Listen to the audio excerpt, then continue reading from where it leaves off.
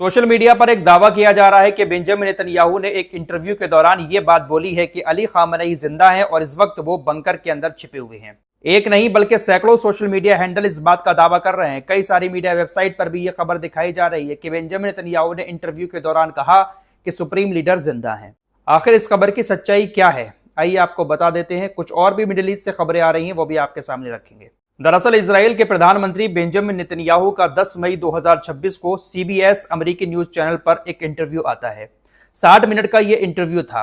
इसमें Benjamin Netanyahu से कई सारे जंग से जुड़े सवाल किए गए। ईरान को लेकर सवाल किया गया, अली खामनेई को लेकर सवाल किया गया, मुश्तबा खामनेई को लेकर भी कई सारे सवाल किए गए। बेंजामिन नेतन्याहू से जब ईरान के पूर्व सुप्रीम लीडर अली खामनेई की मौत के बारे में पूछा गया तो बेंजामिन नेतन्याहू ने कहा कि ऐसे कई सारे साइन मिलते हैं जिससे यह साबित होता है कि मुश्तबा खामनेई नहीं रहे। अली खामनेई की मौत के सवाल पर बेंजामिन नेतन्याहू ने ऐसा जवाब नहीं दिया कि हमने उनको हमला करके मार दिया, बल्कि नेतन्याहू ने कहा कि नो लॉन्गर अलाइव के स्ट्रॉन्ग साइन मिले हैं। नेतन्याहू ने कहा कि ऐसे बहुत सारे संकेत मिले हैं, बहुत सारे ऐसे साइन मिले हैं 28 फरवरी के हमले के बाद कि अली खामनेई अब इस दुनिया में नहीं है। अब सोशल मीडिया पर यह जो खबर चल रही है कि नेतन्याहू ने ऐसा बोला है कि मुझे लगता है कि खामनेई जिंदा है, ये अली खामनेई को लेकर नहीं बोला है बल्कि मुज्तबा खामनेई को लेकर बोला है। मुज्तबा खामनेई के बारे में भी जब सवाल किया गया बेंजामिन नेतन्याहू से तो बेंजामिन नेतन्याहू ने जवाब दिया कि मुझे ऐसा लगता है कि मुश्तबा खामनेई जिंदा हैं, लेकिन मुश्तबा खामनेई के पास अपने फादर अली खामनेई जैसी पकड़ और उस तरह की अथॉरिटी मौजूद नहीं है। ये जो सोशल मीडिया पर सुप्रीम लीडर के जिंदा होने की खबर फैलाई जा रही है वो अली खामनेई को लेकर नहीं है बल्कि मुज्तबा खामनेई को लेकर है, क्योंकि मुश्तबा खामनेई को लेकर भी बहुत सारे ऐसे दावे किए जा रहे हैं कि उनकी मौत हो गई या वो बीमार हैं बुरी तरह से। इन्हीं सारी चीजों को लेकर नेतन्याहू से जब पूछा गया तो उसने कहा कि मुझे ऐसा लगता है कि मुश्तबा खामनेई जिंदा है और वो बंकर में है। नेतन्याहू ने कहा कि मुश्तबा खामनेई किसी सीक्रेट लोकेशन पर छुपा हुआ है और सत्ता को अपने हाथ में लेने की कोशिश कर रहा है। ईरान को लेकर नेतन्याहू कहता है कि 1979 में जब से इस्लामिक क्रांति ईरान के अंदर आई थी, ईरान इतना कमजोर पहले कभी नहीं हुआ जितना कमजोर इस वक्त ईरान हो चुका है। और भी बहुत सारी ईरान के खिलाफ बातें इस जंग से जुड़ी हुई बेंजामिन नेतन्याहू ने बोली है, लेकिन सबसे बड़ी बात यही है कि अली खामनेई को लेकर उन्होंने कहा कि ऐसे पुख्ता साइन हैं जिससे यह कहा जा सकता है कि वो इस दुनिया में नहीं है।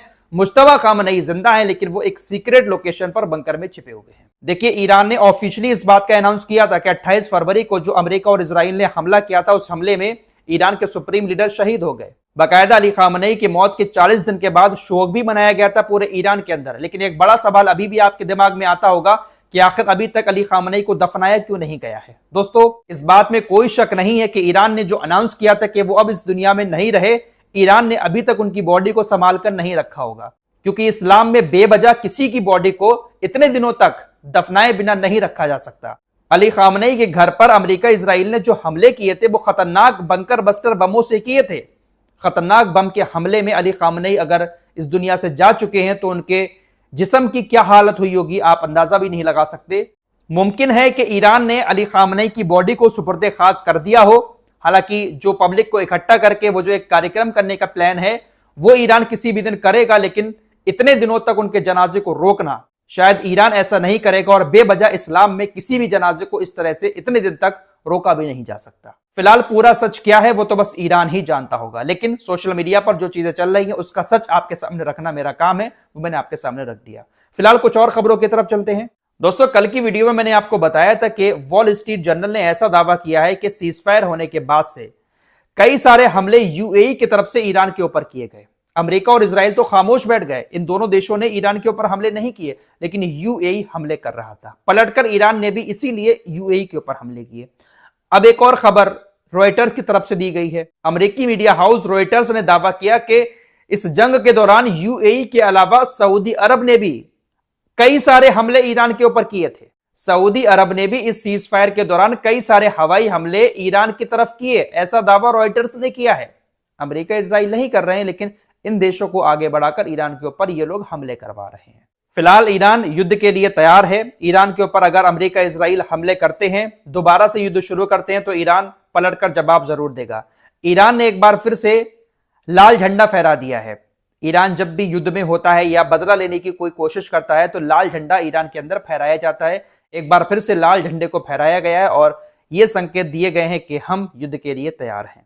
ईरानी प्रोफेसर सैयद मोहम्मद मरांडी ने कहा कि गाजा के शहीद बच्चों, लेबनान की विलाप करती माताओं, क्यूबा के घिरे युवाओं और मीनाब में मारे गए 168 स्कूली बच्चों के नाम पर हम युद्ध के लिए तैयार हैं। फिलहाल इसी बीच एक बड़ी खबर यह आ रही है कि ईरान के विदेश मंत्री अब्बास अरागची भारत दौरे पर आ रहे हैं। यहां पर एक ब्रिक्स देशों का सम्मेलन होना है, उसी में हिस्सा लेने ईरान के विदेश मंत्री अब्बास अरागची भारत दौरे पर आ रहे हैं। उधर डोनाल्ड ट्रंप चाइना के दौरे पर जा रहा है, अपने साथ कई सारे बड़े बड़े सीईओज को भी लेकर जा रहा है, जैसे एलन मस्क हुए, टिम कुक हुए, और भी बड़ी बड़ी जो अमेरिकन कंपनीज हैं उनके सीईओ को भी अपने साथ चाइना लेकर जाएगा। देखते हैं कि चाइना के साथ किस तरह की मीटिंग रहती है, किन मुद्दों पर चर्चा होती है। जाहिर सी बात है कि ट्रंप चाइना के सामने भी ईरान के परमाणु बम का रोना तो रोएगा ही, चाइना से भी कहेगा कि ईरान को परमाणु बम मत बनाने दो, अगर ईरान परमाणु बम बना लेता है तो बहुत बड़ा खतरा पैदा हो जाएगा। इस तरह की सारी बातें ट्रंप की तरफ से चाइना के सामने भी रखी जाएंगी।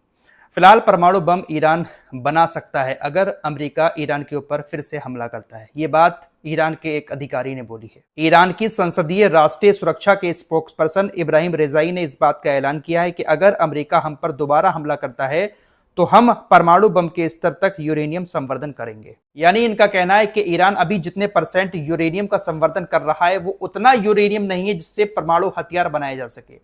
अगर अमेरिका ईरान के ऊपर हमला करके फिर से युद्ध शुरू करता है तो फिर ईरान खुले तौर पर उतने यूरेनियम का संवर्धन करेगा जिससे परमाणु हथियार बनाए जा सके। तकरीबन 90% यूरेनियम का संवर्धन ईरान शुरू कर देगा। दरअसल आपको बता दूं कि परमाणु ऊर्जा संयंत्रों को आमतौर पर 3 से 5% तक संवर्धित यूरेनियम की जरूरत होती है, जबकि परमाणु हथियारों के लिए 90% संवर्धन का होना जरूरी है। तो यही बात बोली गई है इनकी तरफ से कि अगर हमारे ऊपर हमला होता है तो हम फिर खुलकर परमाणु हथियार बनाने के लिए यूरेनियम का संवर्धन करेंगे। उधर कुवैत ने एक बड़ा दावा किया है कि आईआरजीसी की एक टुकड़ी समुद्र के रास्ते कुवैत के अंदर घुसपैठ करने की कोशिश कर रही थी, हमने सबको गिरफ्तार कर लिया। दरअसल कतर ने ऐसा दावा किया कि आईआरजीसी ने बुबियान आइलैंड से कतर के अंदर घुसने की कोशिश की। ये बुबियान आइलैंड वही है जहां से अमेरिका की सेना ने ईरान के ऊपर हमले किए थे।